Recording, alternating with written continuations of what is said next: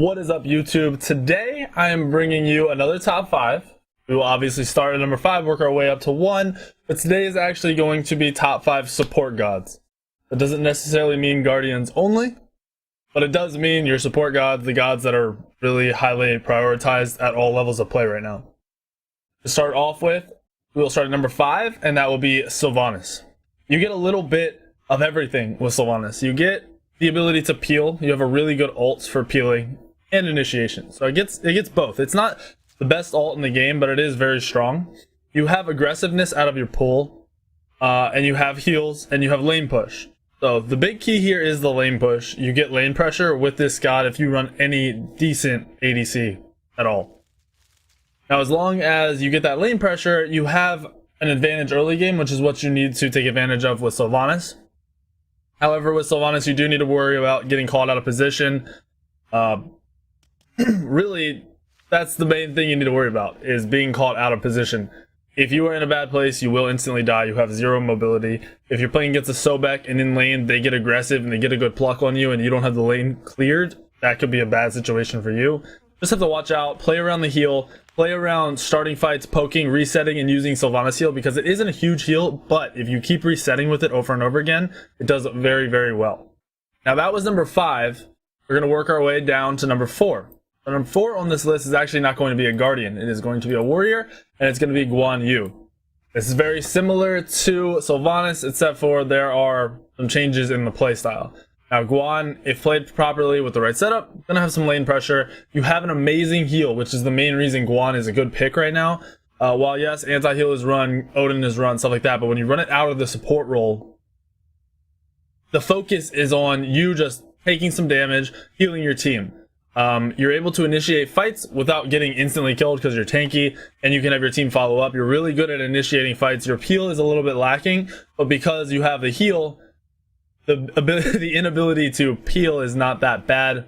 Make sure you're resetting just like Sylvanas, using the heal properly as a team, and build, play normal, get some good ganks, you're good to go. Guan, like I said, worry about anti-healing. You don't want to full commit if they waste like Odin ult and stuff like that on you. Try not to be out of position, because if they do have anti-healing, they can blow you up. Nemesis, any anti-healing, if the other team's really far ahead, you gotta be wary. But if you get initiations with your team following behind you, you will do very, very well. Now we work our way to number 3. Number 3 on the top 5 supports list is Sobek. Sobek does amazing in this meta. Sobek has the ability to play aggressive with the setup with his pluck.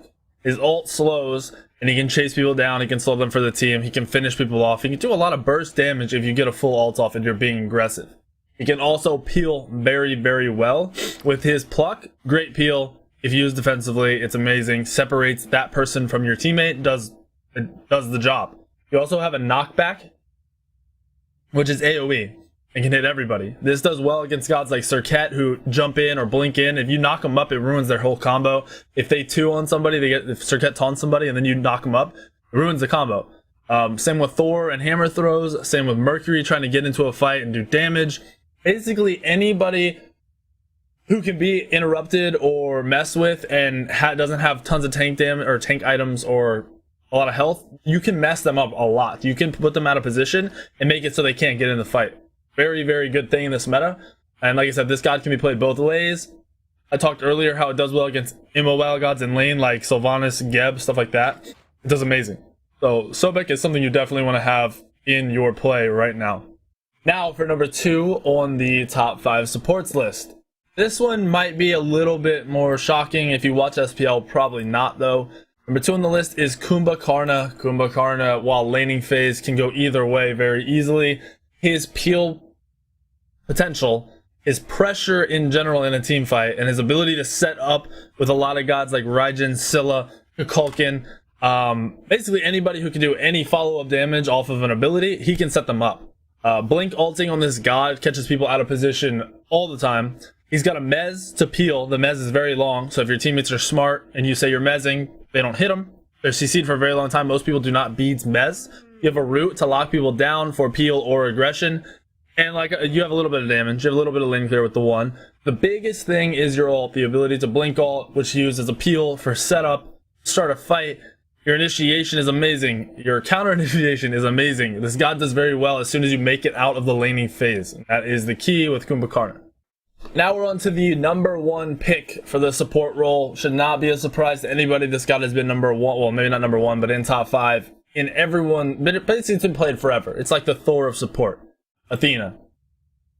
Athena has a taunt that can set up dramatically. It can burn beads instantly on most people.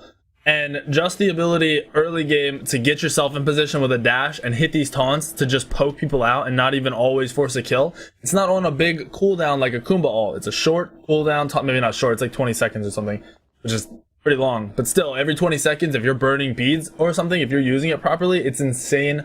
The global pressure from the ult is the other main point, obviously. Someone's getting ganked, you can go straight to their lane. You can split push. Later on in the game, if your team just needs to get out of lane and you want to ult over, you can push and ult over, which is something a lot of people do not do. The pressure, like I said, the ability to peel, the ability to be aggressive, laning is good. A lot of the hunters that are played right now, Jingwei, on her, things like that, you can set them up for their abilities and just do a ton of damage. Athena has pressure at all times, always, unless you fall behind. Athena is easily one of the best gods in the game, in my opinion. And really, Athena only does super poorly, well, not even poorly. Geb is one of the counters to Athena, but the Athena always has to position to not get taunted. Because if the Athena, or not get taunted, sorry. The Athena needs to make sure that they are always taunting the Geb, because then a Geb will be shielding the person they taunt, and they're instantly out of it. That's what I was going for. I got a little ahead of myself. So, the Athena needs to make sure when they're going for taunts, either Geb isn't around against the Geb, or they taunt both the Geb and the person they want to kill, or just kill the Geb. Other than that, Athena just does very well against most people. Your ability to get whatever actives you need, you don't have to have blink like a lot of gods do. Just make sure you don't waste your dash too much. You will do very well if you're able to play Athena, Kuumba, Sobek. You have those 3 gods in your god pool, and they shouldn't be banned. They're very rarely banned. If you can play one of those 3, you get them, you're good to go. You're set. Practice those gods, and you will see a lot of results as long as you're playing them well. I think you will like playing support a lot more if you're focusing on these gods. I was asked to do kind of like an honorable mentions, basically gods outside of the top 5 that are actually pretty good in the support role. And I did want to do that. I do want to start doing that for every top 5. So I'm going to start with that in the support role. Gods that I do always want to mention, but you really can't say they're the best, are, in my opinion, Geb, Ares, Bacchus. Now, Geb is amazing, but he really is based around team fighting. And right now, getting lane pressure is super important, especially in lower level of play. If you get lane pressure, you can almost always, maybe not win a game, but put yourself in a much higher percentage chance at winning that game. Geb doesn't usually win lane. Very rarely with any lane comps does he win lane. So I don't recommend Geb all the time. If you're playing against an Athena or something and you're looking to play for the team fight, Geb is awesome. Now, if a lot of supports are banned, Bacchus is a great pick. Once again, you're not going to get lane pressure more than likely, but your team fight presence, the knockups, the stuns, the tons of damage from the ult, pretty good. And it is something to always remember. You can play this god. Just because I don't mention something doesn't mean you can't play it. I'm just trying to give you the gods that are doing very well in the meta, and you should focus on. If you don't like them, don't play them. It's your choice. But Bacchus does do fairly well in team fights. Laning phase usually is not going to go in your favor, though, which, as I was talking with Geb, is a problem. Last on this list is Ares. Ares is one of those gods where if you play it right, you can carry a game out of the support role. So that's something, if you play support a lot, you're playing ranked, you're playing casuals, and you want to learn how to carry, play Ares. Hit your chains, learn the builds, learn when to be aggressive, learn to get your team to follow you into fights, because if you're being aggressive and you're running someone down with chains and your team is behind you, they're not going to turn and fight you. They're going to keep trying to run, and you're going to get a ton of damage off. Ares ult is amazing. Make sure you're baiting beads, or your team is baiting beads. You know beads timers, and you get big Ares ults and change games with that.